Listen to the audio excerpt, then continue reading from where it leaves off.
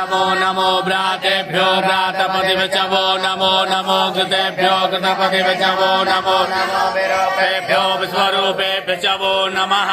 ओम नमस्ते गणपतये तुमेव प्रत्यक्षं तत्त्वमसि तुमेव केवलं कर्तासि तुमेव केवलं धर्तासि तुमेव केवलं हर्तासि तुमेव सर्वं कलविदं ब्रह्मासि त्वं साक्षादात्मा नित्यं सुतं भस्मे सत्यं भस्मेव त्वं माम अवक्तारम् अवश्रोतारम् अवदातारम् अवधातारम् अवानुचानमोदित्यामो पश्चात्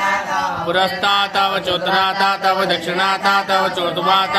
वादरात् सर्वतो मां पाहि पाहि समन्तात् त्वं वाङ्मय त्वं त्वमानन्दमय त्वं ब्रह्ममय त्वं सच्चिदानन्दादित्योऽसि त्वं प्रत्यक्षं ब्रह्मासि त्वं ज्ञानमयो विज्ञानमयोऽसि सर्वं जगदं तत्तो जायते सर्वं जगदं तत्तो तिष्ठति सर्वं जगदं तैले